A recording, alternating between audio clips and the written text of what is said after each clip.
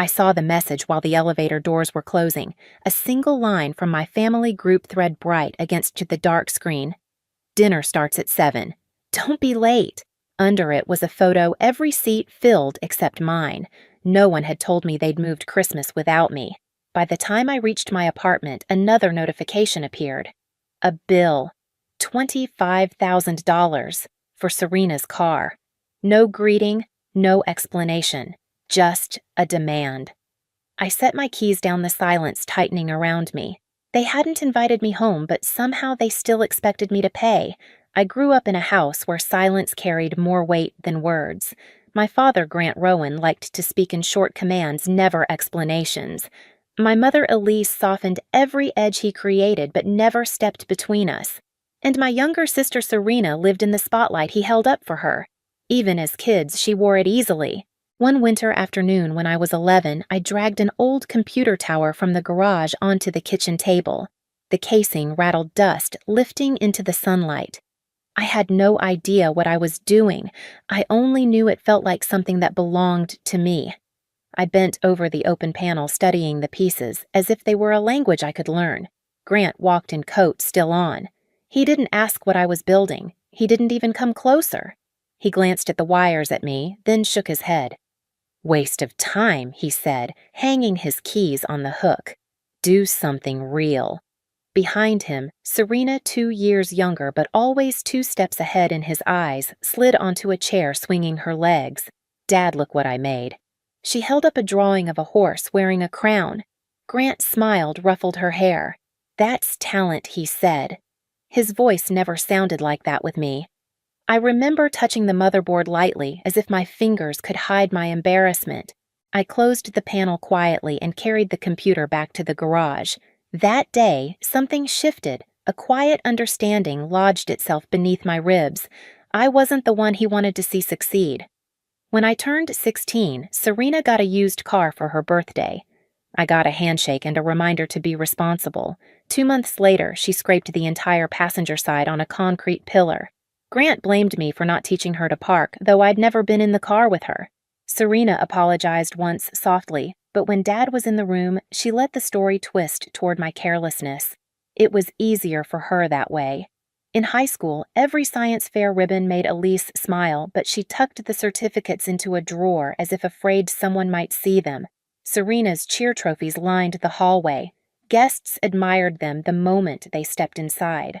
I learned to live in the spaces between applause. In college, when I called home to share that I'd been accepted into a cybersecurity program, Grant sighed through the phone. "So, you're still chasing that chasing?" As if ambition was a mistake. Serena's updates were different: new job offers, new celebrations, new praise. She kept me informed with a kind of polite pride, the way someone might discuss weather patterns. Never cruel, never kind. Just detached.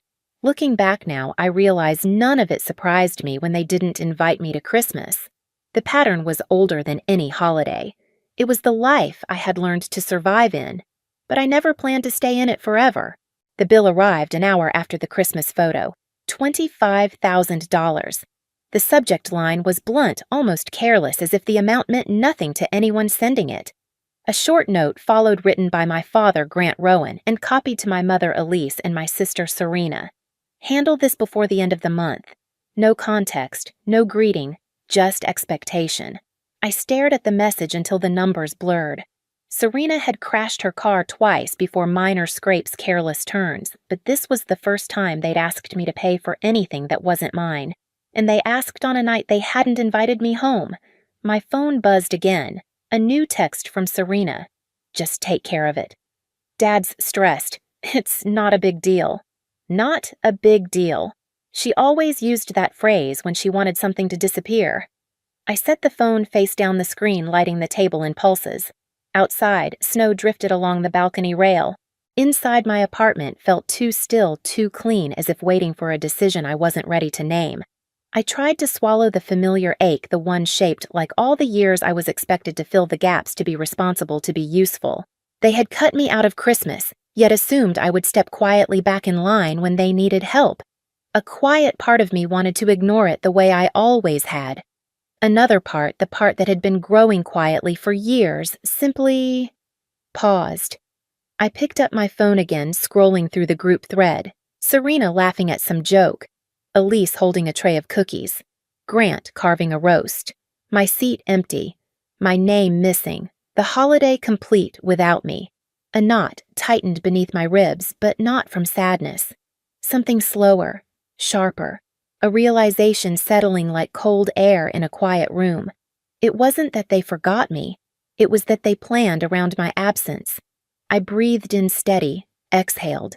My fingers hovered over the screen, but no reply came. Not anger, not argument, nothing. I set the phone aside, then I opened my laptop. The moment the screen lit up, I understood something I had never let myself admit. They didn't erase me by accident, and I didn't have to stay written in pencil. I didn't move at first. The laptop screen glowed in the dark kitchen, washing the countertop in a cold, even light.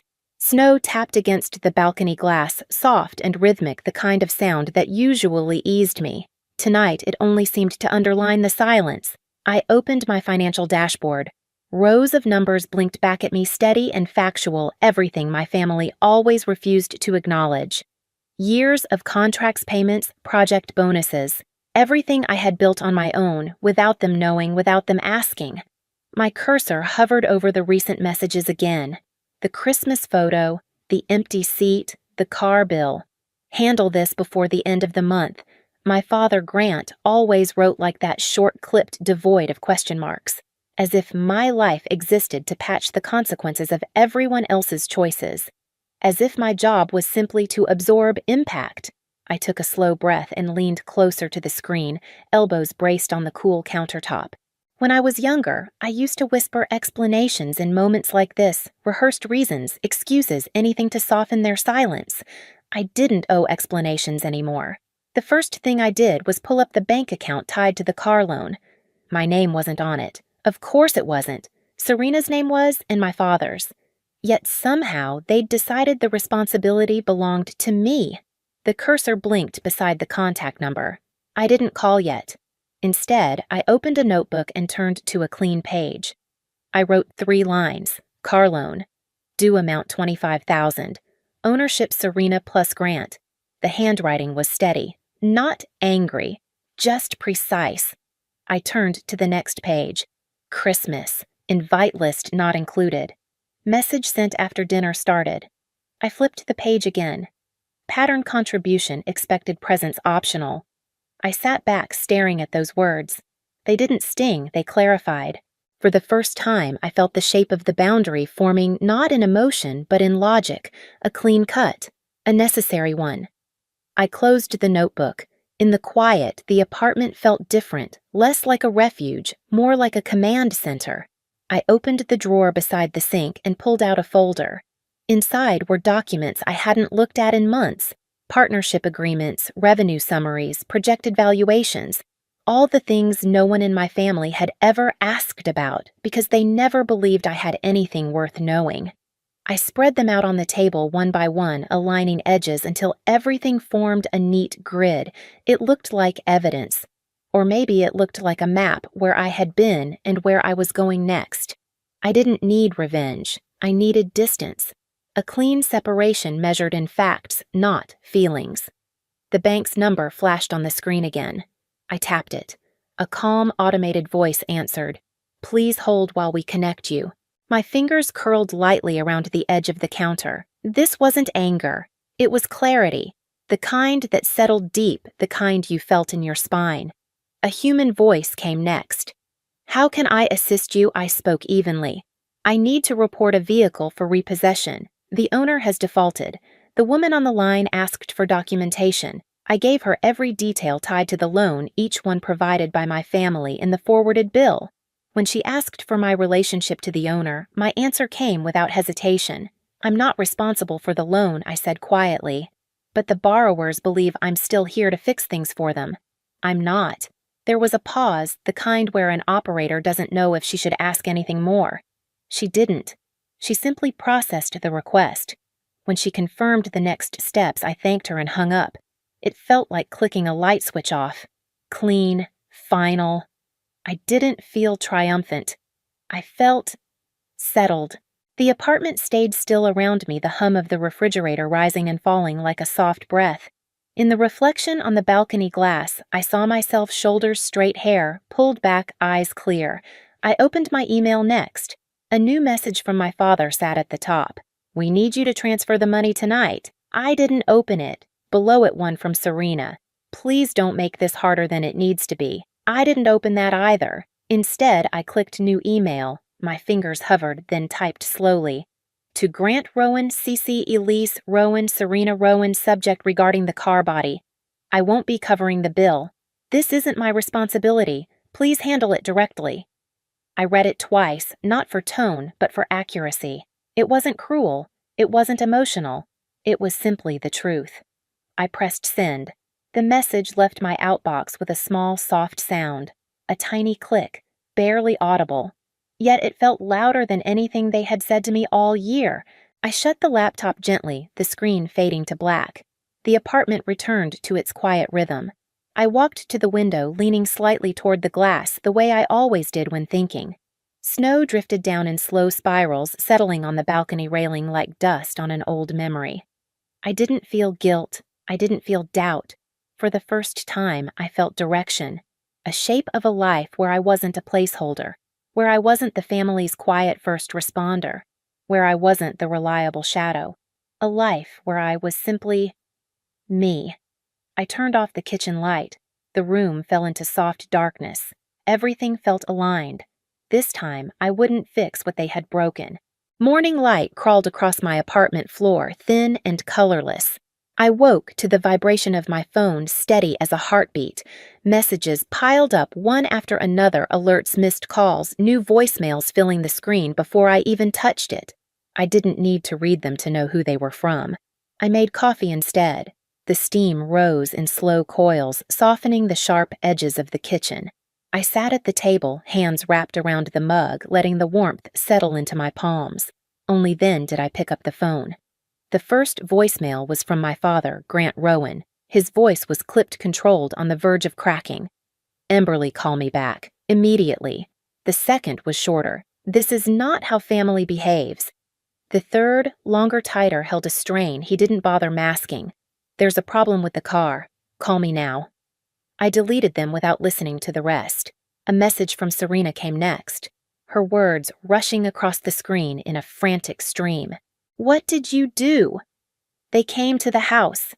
They're taking it. Dad is furious. This is your fault." I read it once, then placed the phone face down on the table. Fault. That word had followed me since childhood, lingering behind every request, every unspoken expectation, every silence. This time it didn't land. My coffee had gone lukewarm by the time the next notification appeared. A photo, from an unknown number. It showed our old driveway in Seattle. 2 men loading Serena's car onto a flatbed truck. Serena standing on the porch in slippers, hair-tangled arms crossed tight across her chest. Grant in the background, jaw locked, phone in hand, eyes furious, and pointed directly at the camera as if I had taken the picture myself. A text followed. "We need to talk. Answer your phone." I didn't. I closed the photo and slid the device across the table until it rested beside the edge. Some things didn't need to be confronted twice. By noon, I was at the office. Denver sunlight hit the building's glass like a blade, splitting into sharp reflections across the lobby floor. I walked through it with the quiet certainty that had been building inside me all night. Upstairs, Kai Mercer, my co-founder, looked up as soon as I entered the engineering floor. "You okay?" he asked, voice low. I nodded once. "Just a long morning." He studied me for a beat, but didn't pry. That was the thing about Kai, he knew when silence had weight. We had a meeting with the legal team, then a product review, then a quiet walkthrough of server updates. By 3 o'clock, my phone hadn't stopped buzzing in the drawer of my office. When I finally returned to it, I found a new slate of messages. "Grant, you owe us an explanation." "Serena, I can't believe you do this on Christmas week."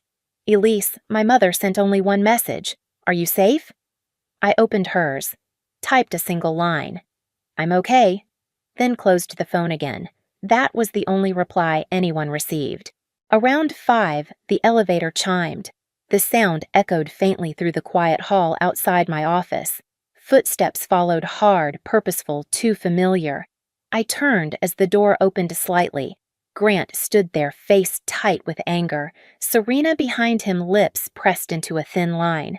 Elise trailing softly, eyes downcast. Emberly, my father said, stepping inside without waiting. "We need to discuss this." I stood still. "There's nothing to discuss." "You had no right," he snapped. "You embarrassed us." I let the sentence settle in the quiet room. "No," I said. I stopped being responsible for the consequences of choices I didn't make. His jaw worked. "Family helps each other. Family invites each other to Christmas." I replied, calm even. Family doesn't send a bill as a substitute for a seat. Serena flinched. Elise looked up, a single breath catching in her chest. Grant pointed at the phone on my desk. "Call them. Fix this." I met his stare. The air between us felt cold, precise, inevitable. "I'm done being used." The room stilled. Grant took a step back, not physically, but something in him pulled away, recognition cutting through his anger like a sudden draft. For the first time, he realized I wasn't negotiating. I wasn't returning. I wasn't his to command. He turned sharply, muttering under his breath, and walked out. Serena followed, eyes burning, breath unsteady. Elise lingered a moment, her fingers brushing the doorframe. "I'm glad you're safe," she whispered. Then she left too. The door clicked shut behind them, quiet, exact, final. I stood alone in the office, the city stretching wide beneath the glass. For the first time, the silence felt like authority. The apartment was dim when I returned that night. No messages lit the screen. No vibrations echoed across the counter. The silence felt complete in a way it never had before, steady, almost structural, as if the quiet itself was holding the walls upright. I set my keys down and walked to the window, leaning slightly toward the glass, the way I always did when thinking. Denver stretched beneath me, calm and wide, the lights blinking like slow-moving constellations. The city didn't care who I had been to my family. It only reflected who I was becoming. I made tea and carried it to the balcony. The air was colder than earlier, soft, with the kind of stillness that comes only after a decision has already taken shape. I wrapped both hands around the mug and let the steam rise against my face. My breath drifted out in thin, pale ribbons dissolving into the night. There was no triumph in me, no rush, no surge of victory, just space. Enough space to finally see the years I had spent bending myself around other people's expectations. Enough space to understand that stepping away wasn't rebellion, it was survival. And enough space to feel for the very first time that my life belonged to me in a way it never had before. Inside, the apartment's lights glowed faintly against the hardwood floor. A folded jacket lay on the back of a chair. A small stack of work files sat neatly on the table. Ordinary things, quiet things, uncomplicated by obligation. I thought of Elise, my mother, her soft voice, the careful question she'd asked earlier. "Are you safe?" It echoed in me longer than anything else from the day.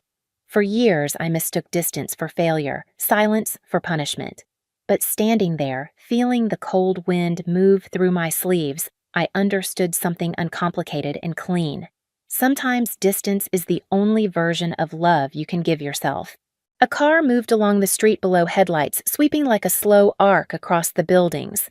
I watched it disappear into the dark, feeling no pull to anything behind me. The life waiting ahead was quiet, intentional, mine. I finished my tea, set the mug down, and let the night settle around me, light open free. I closed the balcony door behind me, the latch clicking softly in the quiet apartment. No voices followed, no footsteps trailed close. Just the steady hum of a life I had finally chosen without permission. People think the hardest part is letting go. It isn't. It's realizing how long you held on to a weight that was never yours. And in that realization, something shifts, clean, irreversible. Silence stops feeling like absence. It starts sounding like freedom,